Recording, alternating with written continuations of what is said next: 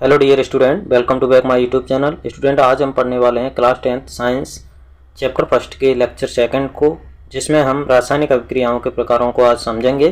तो वीडियो के लास्ट तक बने रहिएगा। वीडियो को स्टार्ट कर रासायनिक अभिक्रियाओं को आज समझते हैं हम। पहला प्रश्न है अपना, संयोजन अभिक्रिया किसे कहते हैं? संयोजन का मतलब होता है संयोग या मिलना। मिलने का मतलब समझ सकते हैं हम, बिल्कुल समझ में आ गया होगा कि इसमें कोई चीज़ मिलाई जा रही होगी। तो इसको अपन सिंपल भाषा में समझ सकते हैं कि ऐसी अभिक्रिया जिसमें दो या दो से अधिक कोई चीज़ मिलती है, तो दो तो नॉर्मल होना ही होना है। दो या दो से अधिक अभिकारक जब आपस में मिलते हैं तो एकल उत्पाद का निर्माण करते हैं, यानी कोई एक चीज़ बनाते हैं। तो ऐसी अभिक्रिया जिसमें दो या दो से अधिक चीज़ें मिल रही होंगी और एक चीज़ बन रही होगी, वो संयोजन अभिक्रिया कहलाएगी।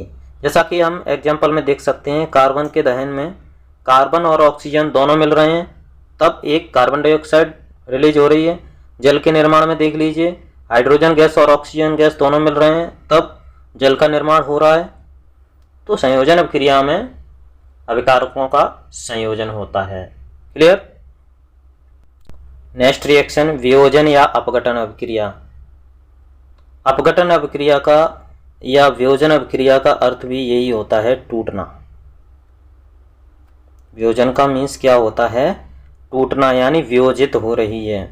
तो ऐसी अभिक्रिया जिसमें क्या होगा, अभिकारक टूटेगा, और टूटेगा तो दो या दो से अधिक उत्पाद का निर्माण करेगा। यानी कोई चीज़ टूटेगी तो दो टुकड़े तो नॉर्मल होना ही होना है, दो से अधिक टुकड़ों में भी टूट सकती है वो। तो इसको हम जस्ट उसका उल्टा करते हैं, क्योंकि संयोजन अभिक्रिया में अभिकारक मिल रहे थे, इसमें अभिकारक टूट रहे हैं। उसमें एक उत्पाद बन रहा था और इसमें अधिक उत्पाद बनेंगे। क्यों? क्योंकि इसमें अभिकारक टूटेगा, और टूटेगा तो दो उत्पाद तो बनना ही है, दो से अधिक भी उत्पादों का निर्माण होगा।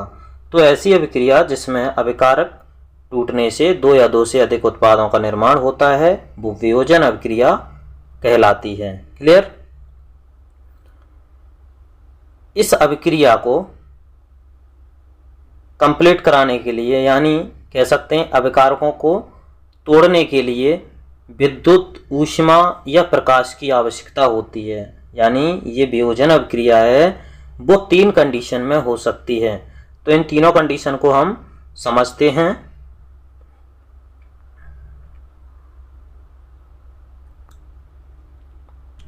पहली कंडीशन है विद्युत अपघटन। पहली अभिक्रिया क्या है? विद्युत अपघटन।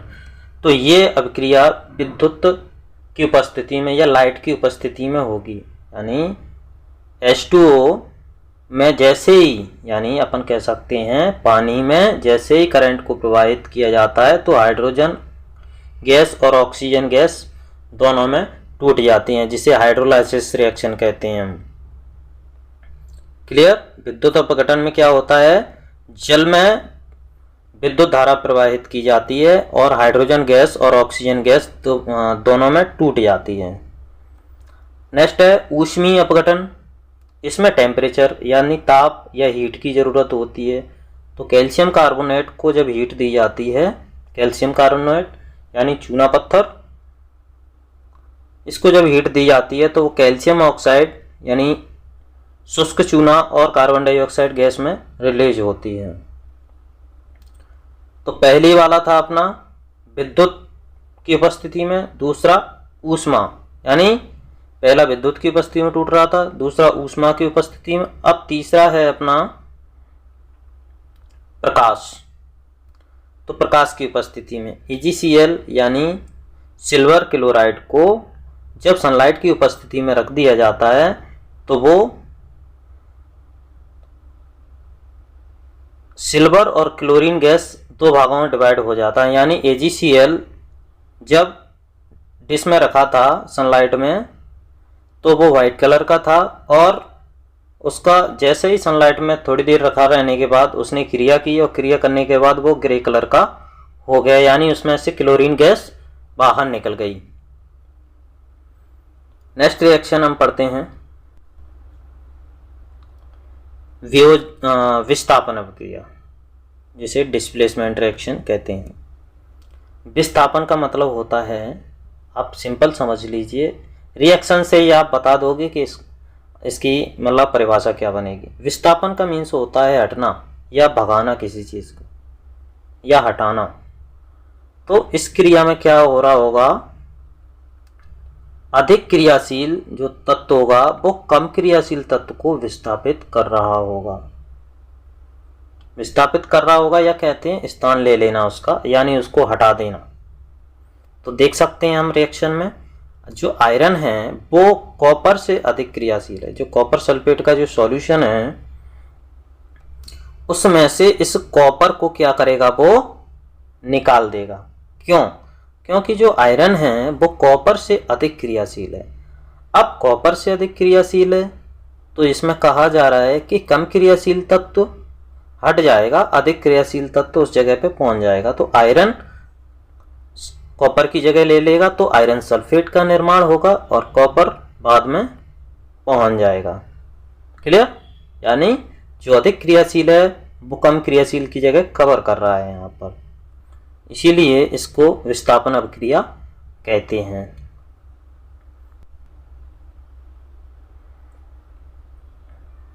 द्विविस्थापन अभिक्रिया या डबल डिस्प्लेसमेंट रिएक्शन। विस्थापन अभिक्रिया में किसी एक तत्व का डिस्प्लेसमेंट हो रहा था, इसमें क्या होगा, दोनों में होगा, या कह सकते हैं कि दोनों अभिकारकों के बीच, यानी एक अभिकारक ये है एक अभिकारक ये है, इन दोनों के बीच आयनों का आदान प्रदान होगा। आयंस मतलब एक के पास पॉजिटिव है एक के पास नेगेटिव है, तो पॉजिटिव नेगेटिव वाले को देगा और नेगेटिव पॉजिटिव वाले को, यानी पॉजिटिव पॉजिटिव वाले को नहीं देगा, नेगेटिव नेगेटिव वाले को नहीं देगा। तो इलेक्ट्रॉनों का ट्रांसफर तभी होगा जिसको ज़रूरत होगी और जिसके पास ज़्यादा होंगे, यानी जिसको ज़रूरत होगी उसको देने होंगे, जिसके पास ज़्यादा होंगे वो दे सकता है। तो यहाँ पर हम देख सकते हैं कि Ba है वो पॉजिटिव है, Na भी पॉजिटिव है, इनमें दोनों में पॉजिटिव आयंस होते हैं, जबकि क्लोरीन और सल्फेट इनके पास नेगेटिव है। तो क्या होगा, Va है वो Na की जगह पर पहुंच जाएगा और Na है वो Ba की जगह पर पहुंच जाएगा, यानी कह सकते हैं हम BaSO4 के साथ मिल जाएगा तो BaSO4 बन गया और NaCl के साथ पहुंच जाएगा तो 2NaCl। और 2NaCl क्यों बनाए, वो बैलेंस के लिए कह सकते हैं हम, क्योंकि देखिएगा आप देख सकते हैं Na2 दो Na थे इसमें और दो Cl थे, तो दोनों को कॉमन ले लिया है, 2 को कॉमन ले लिया है और NaCl अलग कर दिया है। इस तरह से इसमें इलेक्ट्रॉन का ट्रांसफ़र या कह सकते हैं आयनों का आदान प्रदान हुआ है। क्लियर? नेक्स्ट रिएक्शन है अवक्षेपण अभिक्रिया। अवक्षेपण अभिक्रिया किसे कहते हैं? तो ऐसी रिएक्शन जिसमें किसी अवक्षेप का निर्माण होता है उसे अवक्षेपण अभिक्रिया कहते हैं। क्लियर? अवक्षेप का निर्माण होगा वो अवक्षेपण अभिक्रिया कहलाएगी। जब दो विलयनों को आपस में मिलाते हैं, दो विलयन कौन से हैं?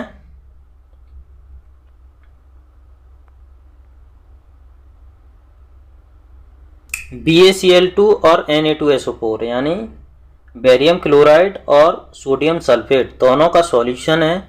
इन दोनों को जब मिलाया जाता है तो एक श्वेत रंग के कठोर पदार्थ का निर्माण हो रहा है जिसे कहते हैं BaSO4। एक BaSO4 एक श्वेत रंग का कठोर पदार्थ है इसमें, इस रिएक्शन में, जो जल में अघुलनशील है, जल में घुल नहीं रहा है। जल में घुल नहीं रहा है मतलब तली में बैठ रहा है, इसीलिए उसे अवक्षेप कह दिया है। क्लियर? अवक्षेप किसे कहा जाता है? जो पदार्थ जल में अघुलनशील हो, तली में बैठ जाए, वो अवक्षेप बन गया। रिएक्शन वही है जो हम डबल डिस्प्लेसमेंट में आए थे पढ़ के। बस यहाँ पर इतना हमें समझना है कि इस रिएक्शन में अवक्षेप का निर्माण हो रहा है। तो अवक्षेप कौन है? BaSO4 इसमें अवक्षेप है जो श्वेत रंग का है और जल में अघुलनशील है। तो स्टूडेंट आई होप कि आपको रिएक्शन समझ में आई होंगी। बाकी रिएक्शन हम नेक्स्ट वीडियो में कंप्लीट करेंगे। तो स्टूडेंट बोर्ड परीक्षा के लिए आपको नोट्स के साथ हम समझाएंगे और आपको बिल्कुल भी टेंशन लेने की ज़रूरत नहीं है। तो नेक्स्ट वीडियो में मिलते हैं, तब तक के लिए जय हिंद।